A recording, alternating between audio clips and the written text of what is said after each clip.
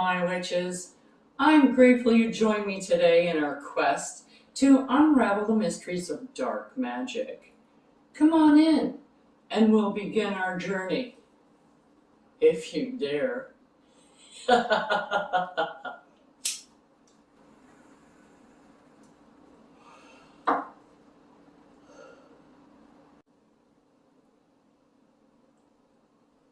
This is a friendly warning to those witches, regardless of your experience, that working with these types of energies can be more challenging and personally draining on your own energy. The deities, as well, on this side of the fence, tend to be a bit more demanding and less forgiving.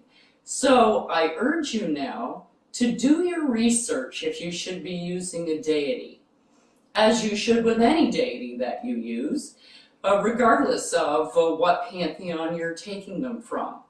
If you have any doubts or reservations or fears about anything that you see, I suggest that you wait until you feel more confident until you try one of these spells.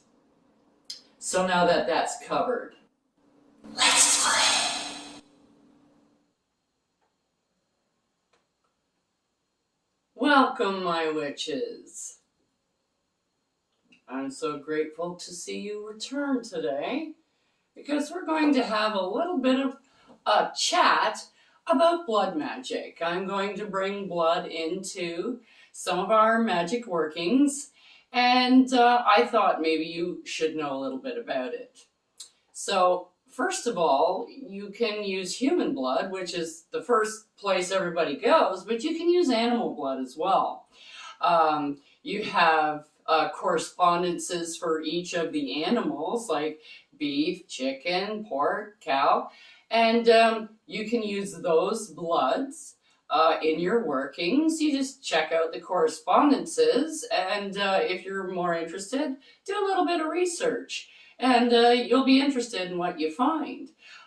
You can also get blood, for animal blood, from places like butchers, farmers that butcher their own animals, and then you have people like hunters. When they go out hunting, you can get things like deer blood and bear blood and moose and things like that that you can't get from a butcher or a regular farmer. And you can use those in your workings. Then we get back to the human blood. Where can you get human blood? Well, it's not like you can go to the store and buy it. So you only have a couple of choices.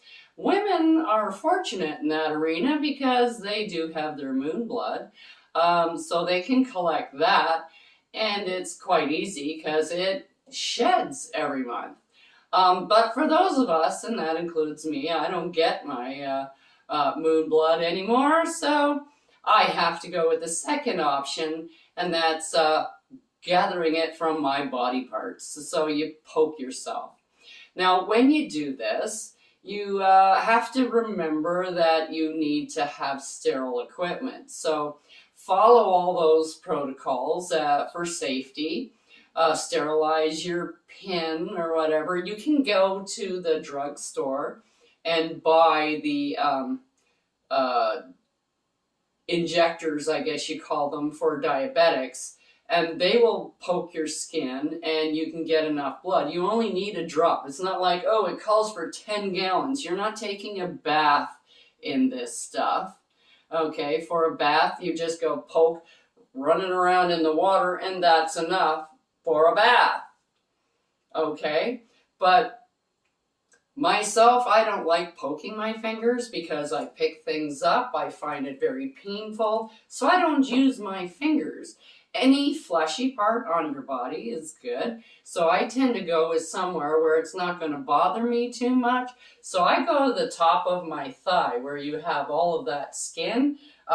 You can pinch it, poke it, and you can squeeze it a little bit, and you might be able to get a little bit of blood. If you want to store it or if you plan on doing a few spells. Now, to store human blood, and this is mostly for the girls, you can put it in an airtight container and leave it on the shelf if you want, and it'll last about a week. But then it coagulates eventually, and it's no good once it does that. If you put it in the same container, you can put it in your fridge, and it'll last you for a couple of weeks. Or you can put it in your freezer if you want to continue collecting it for a big spell or something that you have planned.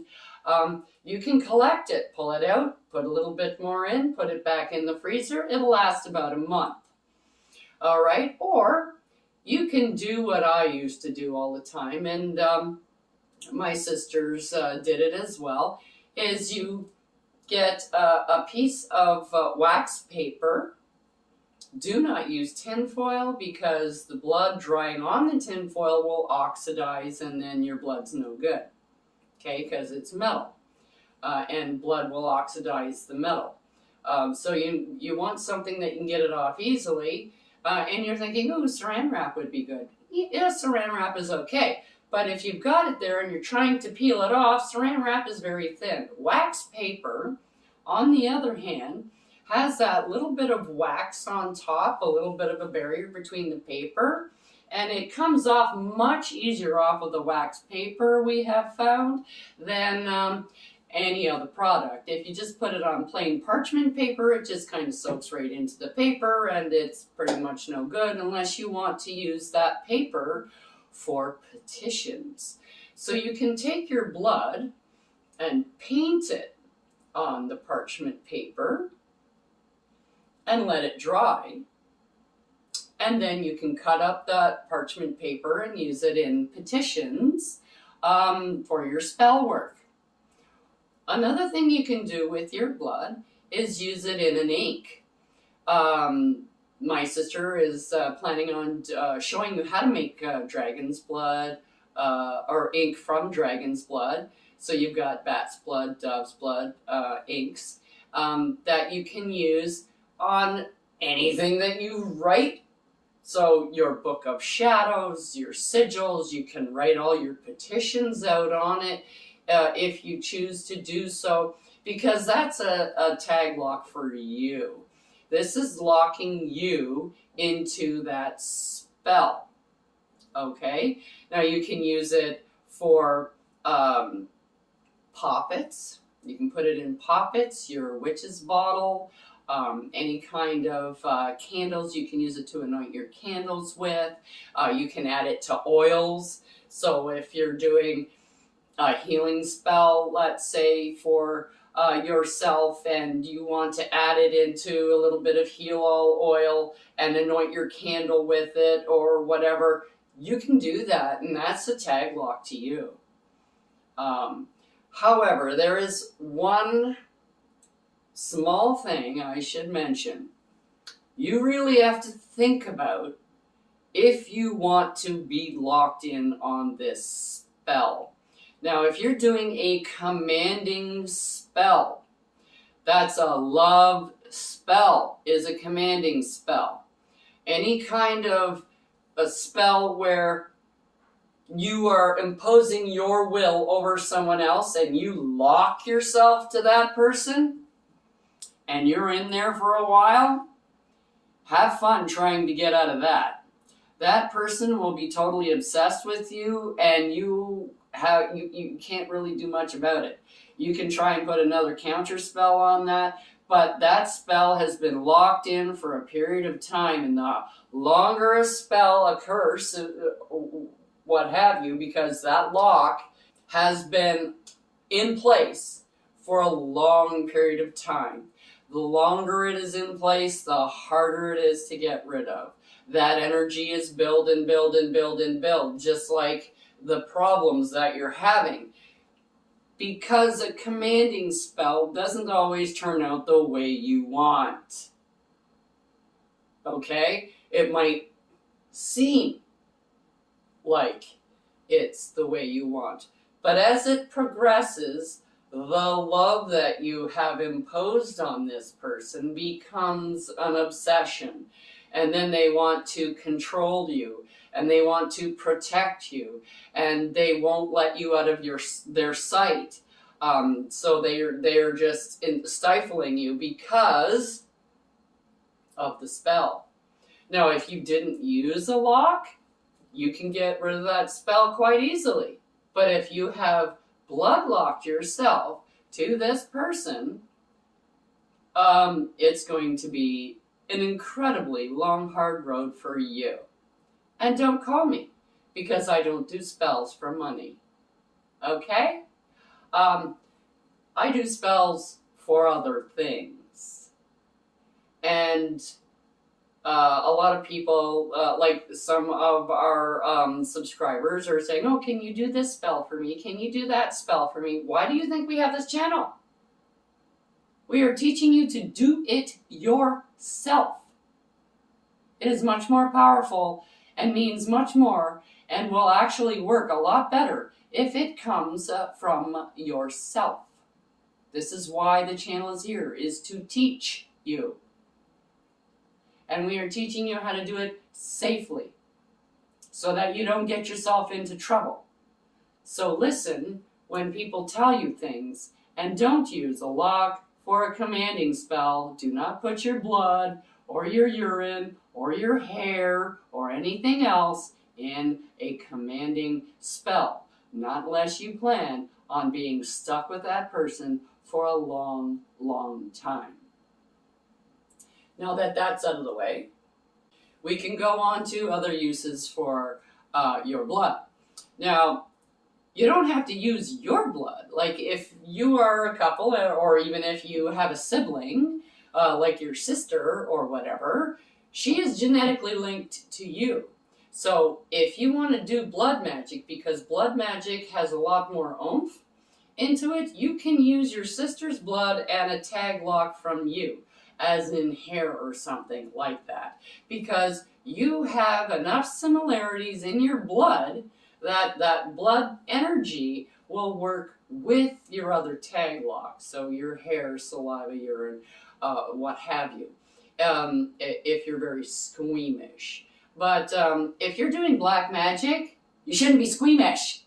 Okay, so suck it up, princess, and stab yourself. All right. So you can use your blood for meditation, third eye meditation, opening your third eye, and you can use it right away. You just come, and put it right where your third eye is, and you can do meditations that way for divination, for anything of that nature that has to do with out of body, like lucid dreaming, astral projection, communing with your ancestors, your spirit guides, your spirits, what have you. Any of that mental acuity that happens outside of your body, you can use it for, because it kind of gives you that aura. It kind of extends it to make it a better connection, so to speak. Now you can also use it in your bath bombs. So when you're making up your bath bombs, which we're going to be doing chakra cleansing bath bombs that are coming up soon. I think Mary Maiden is going to do those. So when you do them, if you are doing them for yourself, okay, because you don't want somebody else using your bath bombs, you put it in there so that it'll unblock your chakras. It'll give you energy. So it's meant for you.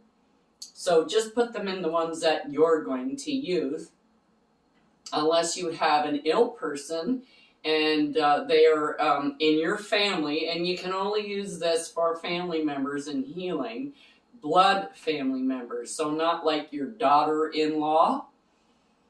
Okay, you cannot use it for your daughter-in-law as a healing spell. It would be better if you use that in a candle type spell to heal your daughter-in-law. Then you're giving her your energy through your tag lock, instead of in the bath where I don't think it would do as much good. I think it would be better to use outside of the bath. But however, you can use it in bath oils. You can put it in any oil that you choose. Fiery wall of protection oil, perfect. Okay? Heal all oil for yourself because you broke your leg, perfect. Okay? Fast millionaire oil because, hey, I want money and I want it now, perfect. Okay? Things for yourself, you can use it every day of the week if you want, but, you know, how am I going to do that? I'm going to run out of blood. Well, you see, there's another thing about blood. Remember when I said right at the beginning, you only need a drop in a whole bath because it's the vibration. If you are into naturopathic healing and you go get a bottle of the naturopathic oils that is for a particular thing off of the shelf, there's nothing in that oil. And if you go and test it, and it has been tested, and this is why science doesn't believe in this kind of stuff, because when they test it, there isn't the thing in there. There isn't basil in there. They can't find a trace of the basil in there because there's not a whole lot of basil actually in that bottle. But the vibration of the basil is in there. And that is what is doing the healing. It is collected in the fluid that is in there. And that's what is doing the work. It's the vibration, and I'm sure we've mentioned this before, that's all what this is all about, is vibration frequency, which is the same thing. You're sending out your vibrations, you're sending out your want, your will, your energy, to get what you want. And you have to focus it and you have to aim it where you want it to go to manifest what you want. So it's the vibrations that are important. When you are putting in your herbs and stuff for your oils, and I put in 3 pinches because 3 is my lucky number. There's 3 sisters, we have 3. 3 is our lucky number. So that's what we use, is 3. But we could put 1 in and that would be fine. It's totally fine. You're still going to get the same vibration. 95.1 is 95.1, and it will always be 95.1. The vibration. It's always the same. 4. You have, another thing you can use it in is your homemade products, especially beauty products. Now, I'm sure you've heard of the Blood Queen who would bathe in the blood of virgins. This goes back hundreds of years. It has always been a thing to bathe in the blood of virgins and you will remain youthful forever. Now, there is also another thing that you can do if you're a bit squeamish about poking yourself, is you can use a blood substitute. Now, this is not natural blood.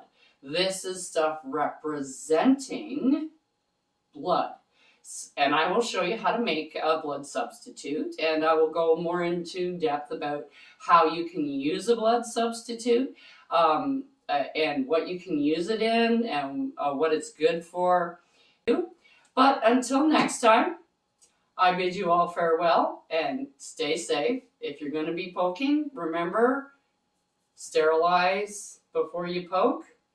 Alrighty then, have a great day. We'll see you next time. Check out the link below for the correspondences and magical properties of the items used in this video. And don't forget to like, subscribe, and hit that notification button so you don't miss any witchy content our 3 sisters have brewing for you here on The Witch Is In.